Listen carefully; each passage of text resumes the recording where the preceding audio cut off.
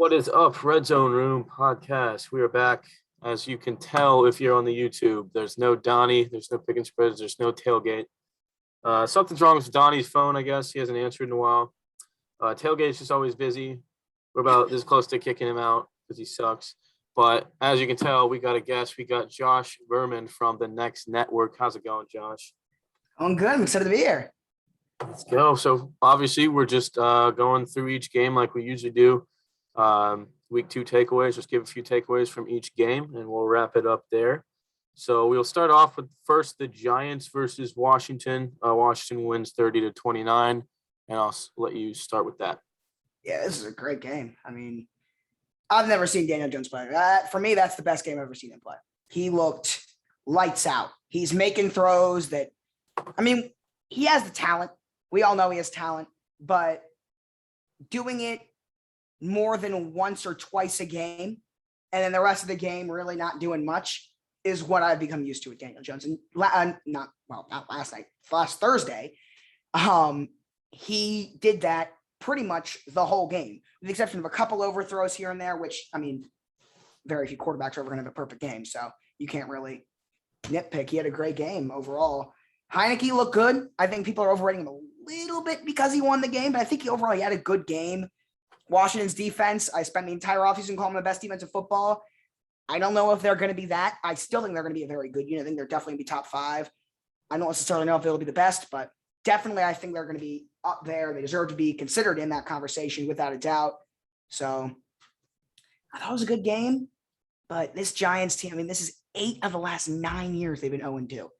This is, I mean, historically, one of the more winning franchises, but over the last decade or so, not the case.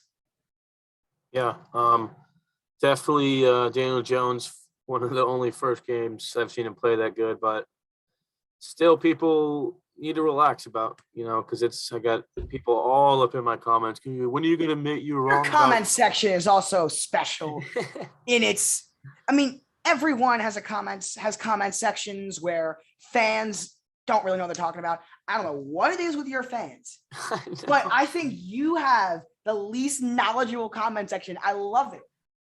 Yeah, it's super entertaining, but yeah, everyone's like, "Oh, you're wrong about Daniel Jones. When are you gonna admit it?" I'm like, "It's one game, guys. He still sucks. Like he's not the guy." But yeah, and then Heineke also played well. You're right. People overrate him a little bit. I've heard people be like, he's going to finish as a top 10 quarterback this year. That's a little too much, but he had a good game. I do think the Giants defense was like supposed to be a lot better than this. And I think that honestly, like the Giants have looked pretty bad to me. And I think at some point they're just going to have to just blow it all up. Cause I've said all offseason, they did not have a good offseason. Everyone thought bringing in Kenny Golladay and Kadarius Toney and getting Saquon back, they're going to be so good. I've never been a Golladay guy. Neither have I. I remember one of the first podcasts me and Tailgate made on here. It was like an overrated, underrated, and we had Kenny Golladay, and I argued for like a half hour that Kenny Golladay was overrated. He's a good player. He's a wide receiver 1, but he's nothing much more than a wide receiver 1. Yeah, but I do think Washington. I thought they would look a lot better to me. And I think they will. I think they will over time. Yeah, I do think that Dallas is the front runner in that division now, though. Changed my mind. I'm still headed with Washington, but I think that Dallas is Dallas. I think we'll get to them, but I think I haven't really come away overly impressed with the Cowboys. Not underly impressed, but I'm not going to sit here and say they're amazing. Michael is higher on them than I am, for sure. All right, well, let's get into the Raiders-Steelers game, if you want to start with that. Yeah. 2 fan bases that really hate me right now. Yeah, but those are actually definitely the two most – those 2 and the Giants for me. Those 3 fan bases just cannot stand me. I would say it's those 2 right now because the Steelers I've been – aside from the Ravens fandom, it's just my takes about the Steelers this year have been very negative. And then the Raiders have been negative, but they didn't care until the Ravens won, and then they all came after me. And I mean, the Ravens lost, and then they came after me. So, yeah, but I called Vegas a bottom 5 team in football coming into this year. I called them that after the week 1 loss. I woke up the next morning and said, That was they're not a bottom 5 team in football. Now I can say with confidence, they're definitely not a bottom 5 team in football. I will not say they're contenders. I will not say that they are anywhere near as good as Raiders fans want to believe they are. Derek Carr, I have always been a fan of him, believe it or not. I think he is a borderline top 10 quarterback in football. He's been that. Coming into this year, I think I had him number 11, number 12 in my quarterback rankings. He is on that level. He's been great, and this Raiders team has played well. The guy that I like a lot, because I think from an X's and O's standpoint, is very underrated. I don't like his ability to build a team. I don't like his ability to manage a locker room. And that's where he gets all his hate. But from a pure X's and O's standpoint, John Gruden has proven me so many times that he's a good coach. The problem is not a good team builder, not a good guy in terms of building a culture. And that's where he does get his criticism. But I've always been a Gruden guy.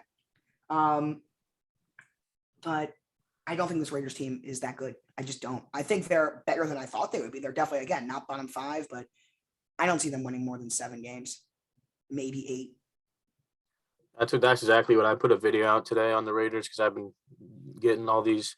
See, I wasn't even as low on the Raiders as a lot of people were, but I had them at like 5 or 6 wins. And that was enough, I guess, for people to call me a Raiders hater.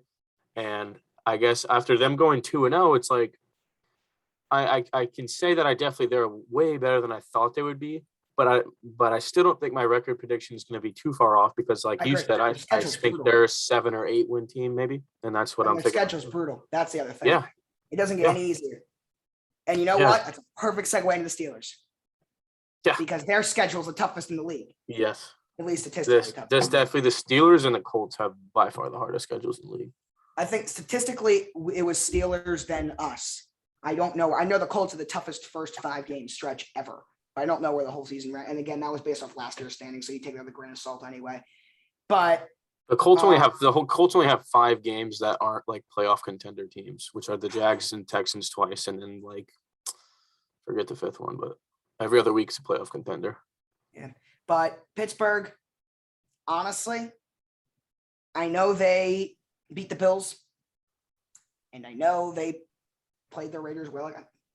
My 5-12 take on the Steelers was a little low, sure, but I don't feel that bad about it. I don't think they're going to be. I think they'll be better, but not much better. I don't think they're going to be.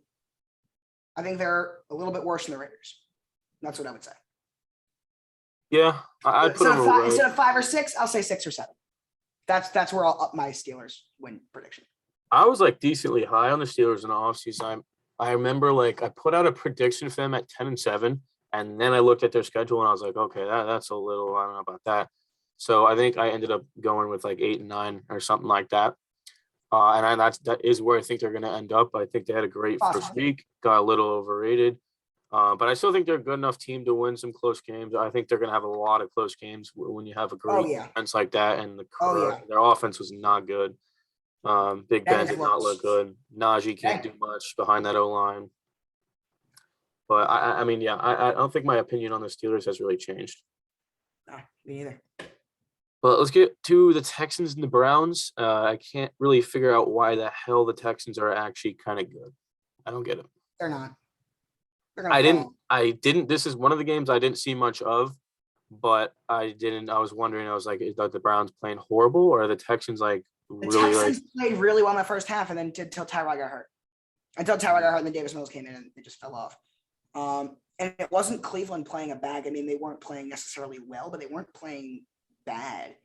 I mean, Houston was playing really well. And I think that they're not a bottom 2 team in football like we all expect them to be, but they're not much better. They're better, but I don't think they're going to be much better. I think they're going to definitely fall off a little bit.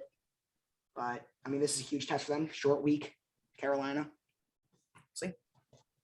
Yeah, that's I didn't have too much to take away from that game. Cleveland, they're as advertised. Yes. Yeah. Oh yeah, I agree. They lost to Kansas City last week, and I still had them at 4 on my power rankings, and everyone was like, dude, they lost, like they're frauds. And I was like, dude, what? They are clearly a top 5 team in the league. I had them at 3. Above the Rams. Yeah. That's who I had the Rams at 3. That's pretty close to me, but I'd prefer the Rams. But yeah. So let's go over to the Niners and the Eagles.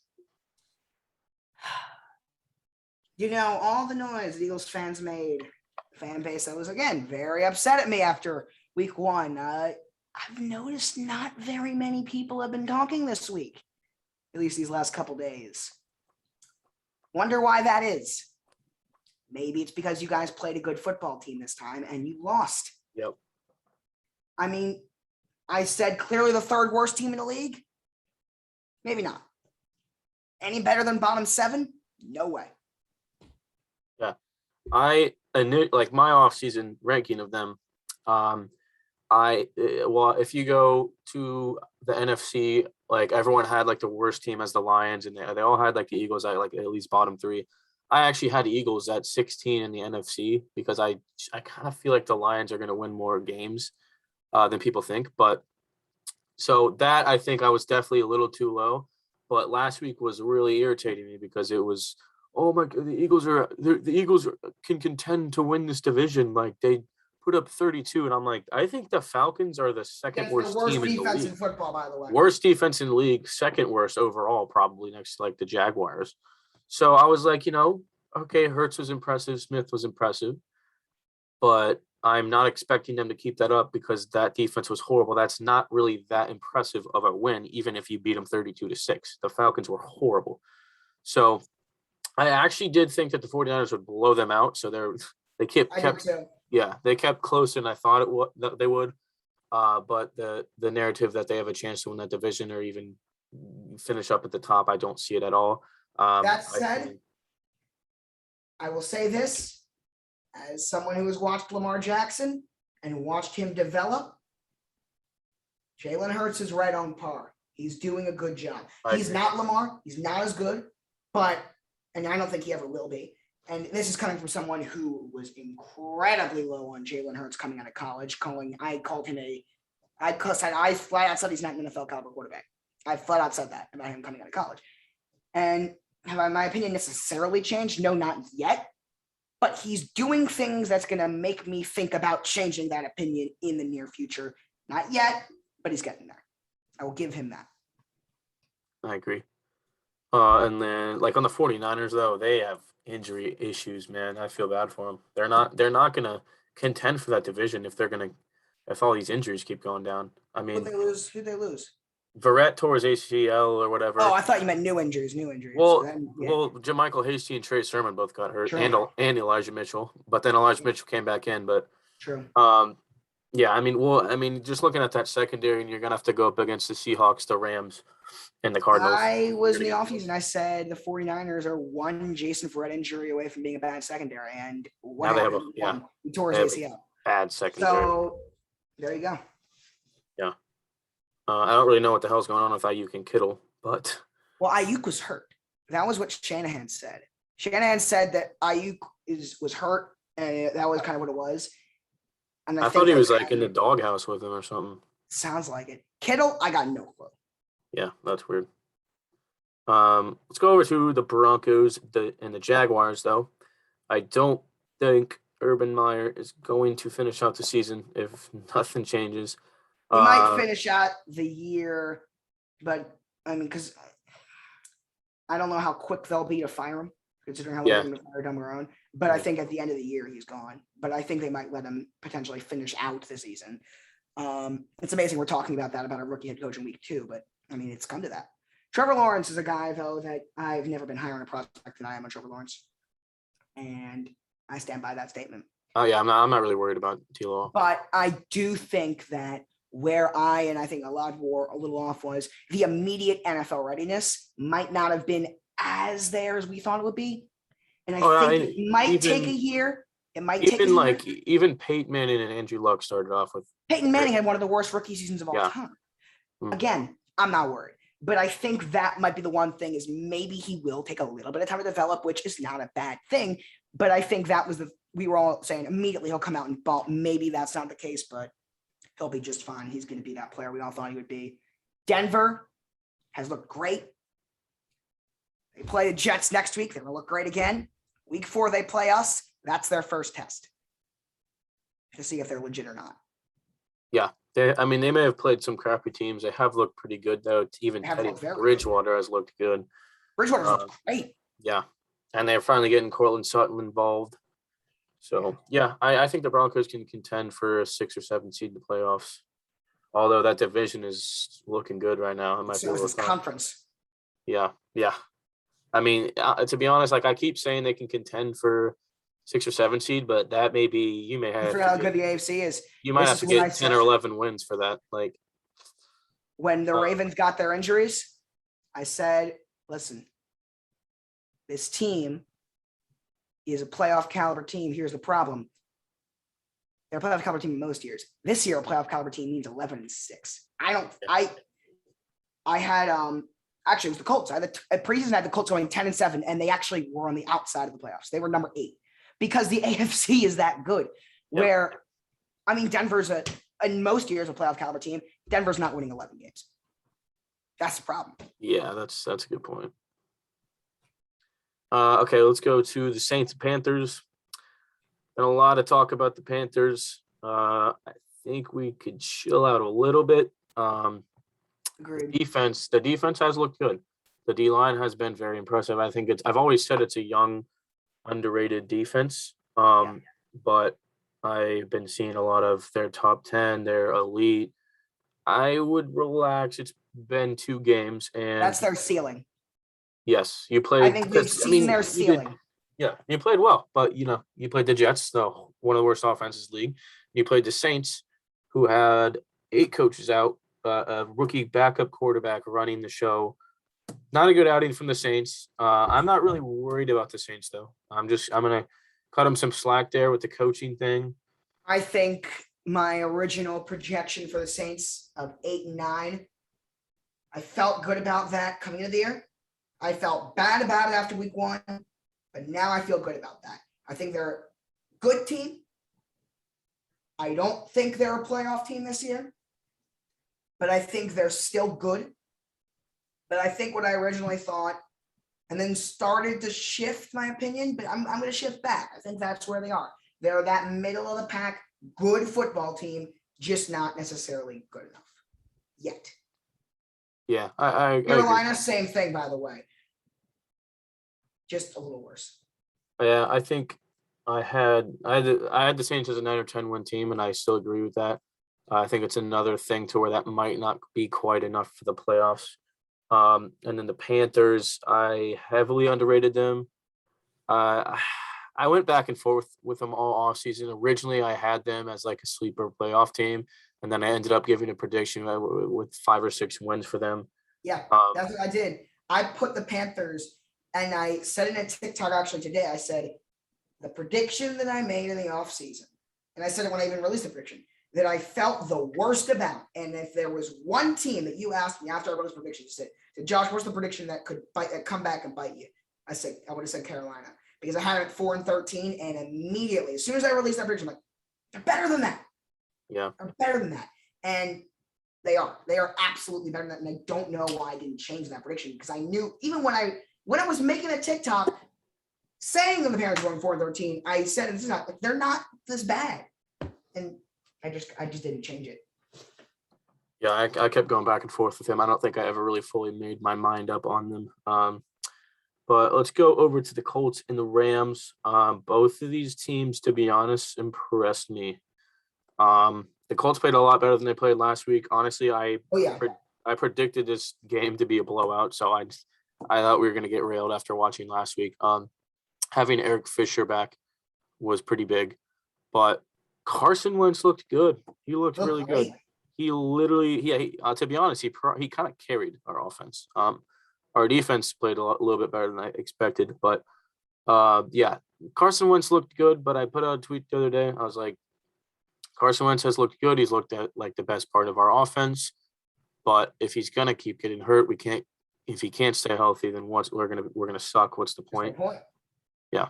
But I mean, I don't know what's been up with our offensive line, which was supposedly a top 5 offensive line going into the year. It's looked like a bottom 10 offensive line right now. I don't know what the hell's going on, but Wentz has had no time. He's not getting too much help from O-line at all, and he's not really getting too much help from receivers aside from Michael Pittman. My boy. Yes, he torched Ramsey. And then on the Rams side, I think they're just exactly who I thought they were. Cooper Kupp is an absolute beast. Matthew Stafford is a beast. Nothing much to say really with that. I think that probably my most under the radar bold prediction was that I kept telling you, I said Michael Pittman, and I said on my wide receiver show when we did our receiver rankings, I've always sprinkled it in there every chance I had over the offseason. I said by this time next year, which it's still this time next year, he will be a top 20 receiver in football consensus. And I kept telling him, he's a top 20 receiver in football. He's going to be that. He's going to be that. I feel really good about that take after watching what he did against Jalen Ramsey. I mean, he looked good. Yeah, he looked real good. He did. Yeah, but that's really all I got from that game. So let's go over to the Bills and the Dolphins. Whew. Not what I expected. However, I think one of my best predictions, at least looking at it now and judging off the first 2 weeks, is I always thought the Dolphins were overrated. I thought I did not agree with all the people predicting them at like 11-6, getting like a 5-6 seed. What did you? I did, but in the back of my mind, it was one of those where I was like, I can see how this backfires, but I didn't. I thought more so than not that they would be that 11-6 team. Actually, I think 11-6 was my prediction. And that's where I had them. And I didn't feel bad about it. I felt like that was a good prediction. But in the back of my mind, I was like, I can see how this can backfire. I just don't think it will. And honestly, it's 2 weeks. I'm not going to overreact about it. But yeah, I definitely, I mean, if I'm a Dolphins fan, I'm definitely worried after watching what they did to Buffalo did to them. My God. Ooh. Yeah. I mean, they got to bounce back. Who do they play this week? Because they play one of the 2-0 teams, don't they? They play the Raiders. Yeah, and that's a really interesting game because I think both teams have or that's a game I got my eye on because my opinions are very mixed on both of those teams right now, and I haven't really made up my mind on those two teams yet. So I'm excited to see what we got here. Sorry about that. Anyway, I don't think I don't know. It'll be interesting. Yeah, but yeah, no, I think I had the Dolphins as like an 8-9 team, and everyone was like, "Oh, you're sleeping on the Dolphins," and like, I honestly just thought their defense it's a good defense, but I think it was being a little bit overhyped, and their offense I thought was way worse than people realized. Their offensive line's horrible. I know they got all these new receivers weapons, but I do think that's it's not really what you should have focused on. Plus Fuller, I don't even know what's going on with him, but the O-line is probably bottom 3. It's at least bottom 5, I'd say. I don't think, and like everyone's just going to be like, oh, they got blown out because Tua got hurt. But I mean, in my opinion, Brissett's not all that much worse than Tua. So, and that's not like oh, Brissett's like actually I'm a Brissett guy. Huh? I'm a Brissett guy though. Yeah. Oh, I am as a Colts fan for sure. But yeah, I don't think that offense is ever gonna really be good this year. So I don't think they're contending too much for the playoffs. But maybe I'm overreacting after 2 weeks. They didn't look horrible in week 1. Yeah. But Patriots, Jets, obviously Zach Wilson looked horrible and Mac Jones looked really good.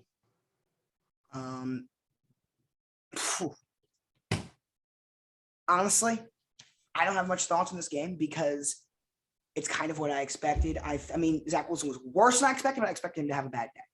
I didn't expect him to have that bad of a day, but I expected him to have a bad day, and I expected the Patriots to have a good day. I expected Mac Jones to have a good day. I wish I had more thoughts on this game. I honestly don't. I think it kind of just went how I expected. Yeah, that's same here. We agree a lot. I know. But yeah, no, the Jets, I think Zach Wilson's going to struggle all year because he's in a horrible situation. They're not really helping him out that much. And I've also, over the offseason, draft time I liked him. Over the offseason, I've been. Yeah. So Bengals, Bears. This was one of the games that I picked the Bears here, and a lot of people were flipping out on me. I just think that, especially from watching this game, Zach Taylor's got to go soon. I don't know how much. Saying that. Huh? I've been saying that. Yeah, I was surprised they didn't fire him after the season last year. They're like, all right, give him another year. He's got a lot of talent, and I think I heard Burrow had the 3 consecutive picks, and I don't know what his problem was, but Zach Taylor said after the game, oh, the defense needs to force more turnovers, and I was like, I guess you don't want to throw your quarterback under the bus, but Right. I don't know. But I have been on the Bengals hype train all offseason, and which obviously felt weird to do, but I mean, I kept saying this Bengals team is good. It's a 7-8 win ceiling. I've been saying that. I picked them to win 6, but I said their ceiling is 7 or 8 wins. I stand by my prediction, and I stand by the ceiling. I think that's what they are.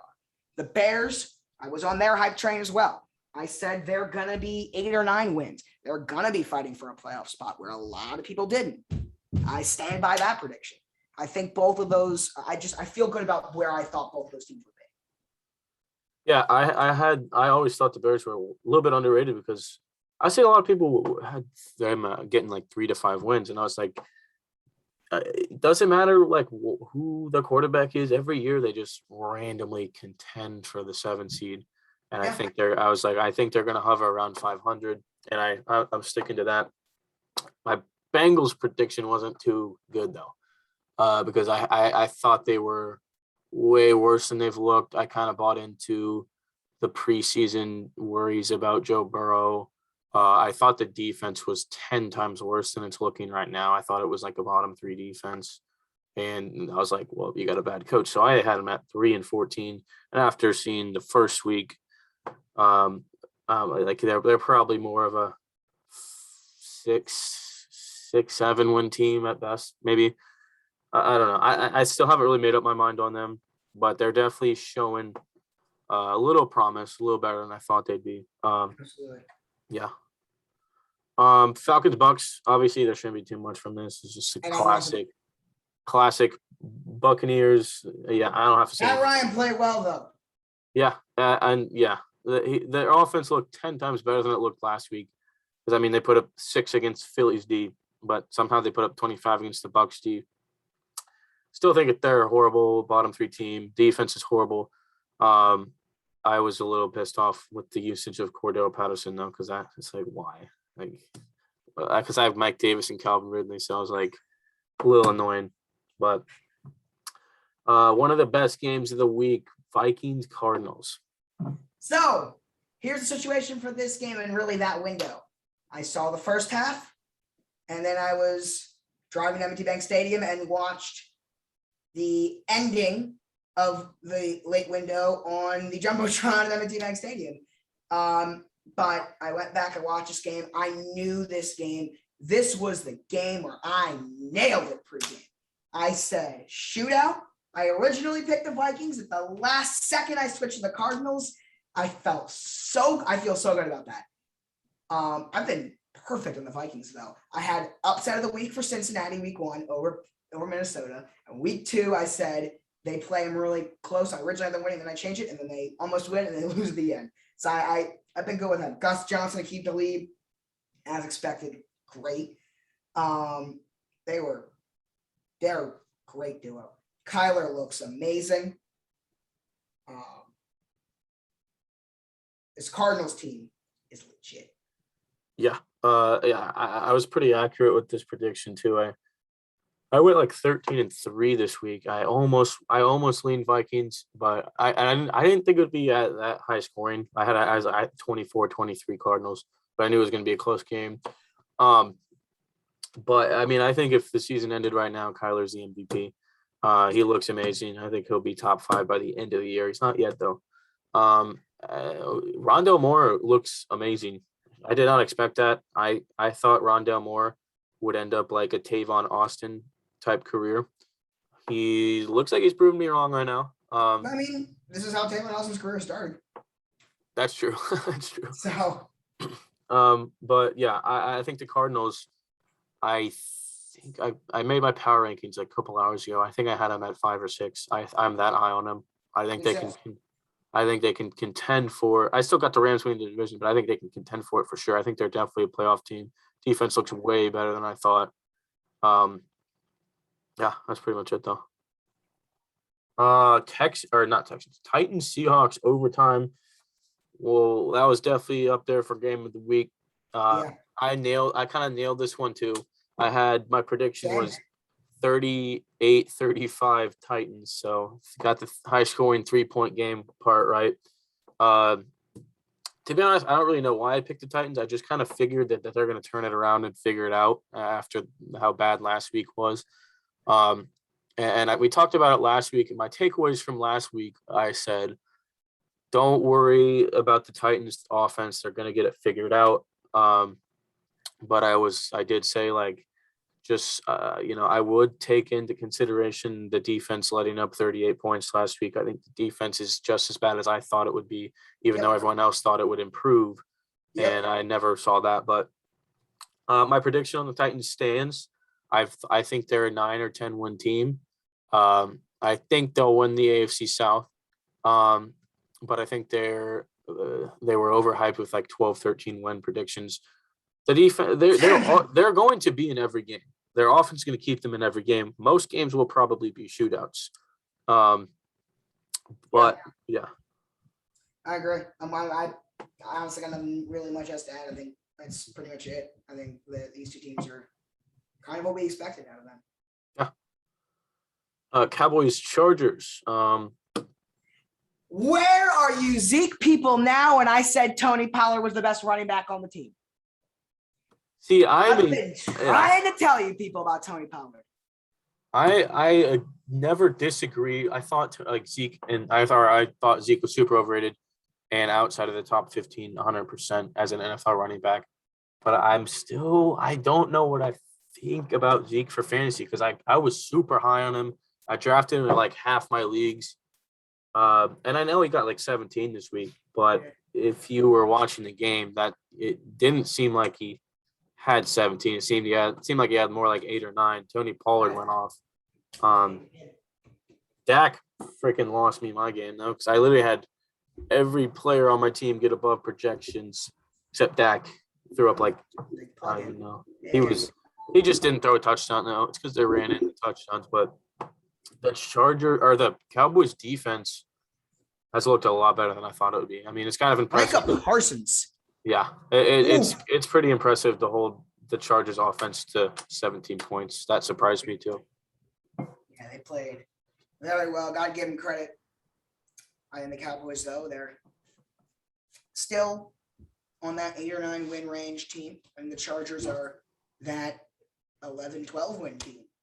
I think I was a little off about the Chargers. Initially I was super high on them going into the offseason. And then I heard a Theo Ash take and where he explained that they didn't have like any big players on defense besides Derwin James and Joey Bosa. And I was like, those are two pretty good players. Huh? Two pretty good players, though. Yeah. I mean, I looked at the roster and I was like, yeah. I ended up changing my mind, and I think I had them at like 8, 9. I thought their defense was going to lose them some games. I knew their offense would be good. Mike Williams was actually surprised. He's been really good. He's been better than Keenan Allen. I don't think that's going to be. Yeah. I give that maybe one more game. Yeah. But I do think the Chargers are probably a playoff team, which I did not expect. And then I honestly, both of these teams are overperforming from my predictions for them. Well, let's get over to your Chiefs-Ravens game. Yeah. First of all, I want to ask you this because obviously I didn't have the TV view. Was it as loud as it was at the game? Because I actually had it muted doing homework, so I couldn't tell you. Because let me tell you, I have been to, going back to 2014, I've been to every single home game, 61 in a row now. Impressive. And I will tell you, with confidence, and this includes the Ravens-Titans playoffs game, the loudest I've ever heard in that stadium, ever. They have a decibel meter that will tell you, like, just how loud you're being. Good crowd. It'll be it'll peak at around 110. This thing was at 125, 130 all game. It was ridiculous. I don't know if they showed the pregame intros. Those were unreal. The Ravens are known as, for PR standpoint, media standpoint, is the best in sports. That's just one of the things that people say about us. Yeah, they are. They know how to put on a show. And I want to give you what it's been like around Baltimore the last week. Because last week, all you heard, from myself included, that this team was in trouble. I include myself in that. And the way that not only the team, but the way the city now feels about this Ravens team is like, I can't help but be sucked in, where it's like my mind knows they're a playoff team. They're gonna be good. And I know what their ceiling is. I know that if everything, and I do mean everything, goes right, they could possibly win that Super Bowl. But there's a 99.9% chance that's not going to happen. The problem is I am surrounded by people who are like, we're going to win the Super Bowl. We got this. We got this. We got this.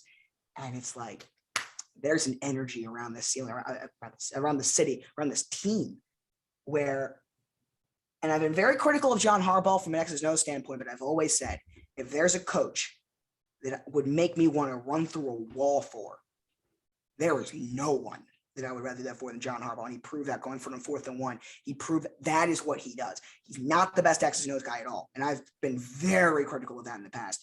But this is one of those games where it reminded me where it's like, this is why he's been our coach for 14 years. This is why we have an organization that is almost unanimously regarded as a top 3 in football. There's a reason why you see former players. I mean, you see guys that go on different teams and they always seem to come back to Baltimore. They love it. One of the best examples is like Eric Weddle, who spent 9 or 10 years with the Chargers. He spent 2 years in Baltimore, and he retired as a Raven. Like stuff like that. Could just be the crappy Chargers organization. There is also that. Yeah. There is also that. I just like throwing that example out there in particular because I think that's a really interesting one. But this team looked really good, and they showed everyone their ceiling. I don't know if that's gonna really be the case all year, but as someone who know, like, we have that hump. That Chiefs have been that team that we just haven't been able to beat. Being able to do it was, I mean, I'm sure you saw the clip. I mean, that, looking back on it, I had a couple of, like, that might be a top 5 most excited I've ever been about anything. I mean, the energy in that stadium with that win you can't describe it. And that's why you love sports, because you never know what's going to happen. Yeah, but this Chiefs team is going to be just fine. This Chiefs team is better than us. They're going to be really good. But, man, this was a good win. Oh, this is about as big of a win as you can get in a regular season, in a week 2. Yeah, I think that was a pretty good way of putting it. That was definitely unexpected for me, especially after seeing them play last week. I'm like, wow. I was like, this team may not be a playoff team if they're going to play like that. That's what I was saying. Yeah, but I did not think that they would contend in a game with the Chiefs, because, I mean, I remember hyping it up last year and they just got killed. But that definitely, they showed they have an actual high ceiling. They are capable of playing at a high level, playing against the top tier, the top dogs, the Chiefs, those guys. But once again, we'll see if they can keep that up. If it's sustainable. Yeah. Next week against Detroit, I want to see that same football team. We're playing the worst team in football next week, in my opinion, the Detroit Lions. I want to see that same football team, not another version, because that's been our problem these last few years is you see the ceiling and the next week they fall off. Yeah. And I want to see it sustained. I want to see it against Detroit. I want to see against the worst team in football. I want to see that same team. And even if it's not a dominating win like it very well could and should be, if they just have that same energy of like, we're really good, that's all I ask. You know? Yeah. I've always had Lamar ranked as, I think, 6 But and that's with Watson, so 5 without him. I really cared too much about the Lamar Allen debate, but that's definitely looking in favor of Lamar as of the last 2 weeks. Allen will be just fine, by the way. Oh yeah. That's I'm getting a little annoyed with he's a one-hit wonder. He's gonna suck again this year. He's gonna be fine. He is top 3 talent in the league. And he's top 5, top 6. So and I'm not worried about the Chiefs at all because they're still the best team in the AFC. They'll be fine. And to be honest, if Clyde didn't fumble there, they might have won that game. Just because they would have won that game. Yeah. Yeah. Clyde kind of away, my God. Yeah. All right. I also, what's Owe's first name? That dude's looking like defensive rookie. Dafe. Well, Jason is what he was known as in college. Yeah. Then when he got drafted, he's like, yeah, that's my middle name. I'm a Dafe away now. So we're just like, all right, fine, whatever you want. Okay. But last game, Packers Lions. I think it pretty much went how we thought. Not the first half though. Yeah, that's true. Aaron Jones, what a freaking beast. But yeah, I mean, I think it was kind of obvious that just like the week 1 was a fluke. Like their Packers are. It was just the Lions, but the Packers are the Packers. They will be just fine. Yeah, I do have the Bucs and the Rams above them in the NFC, but they're definitely up there with the contending with probably the 3 seed. But yeah, they're gonna be just fine. Aaron Rodgers. I was getting really irritated. Aaron Rodgers isn't even trying. He's not trying. That was what pissed me off. I'm like, what do you think this is? The longest yard? Like, right. What? Like, that doesn't happen. It's the NFL. Like, he's not throwing the games for the Packers. Like, come on. But yeah, and the Lions obviously ended up 35-17, but I'm still sticking to my 5-12 prediction for the Lions. I still think they're going to win more games than people think. They're a team that they'll win games they shouldn't. Talent-wise, they're the worst team in football. They're not going to finish with the worst record. There's going to be teams they're going to finish with a worse record than them, but I think they're the worst team. You know? Yeah. Good way of putting it.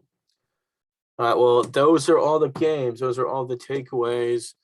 Remember to go hit up 440 Sports, hit up the Next Network on all of our platforms. Comment your takeaways. And thank you for listening. Josh, thank you for coming on. Yeah, it's been fun. All right. See you later.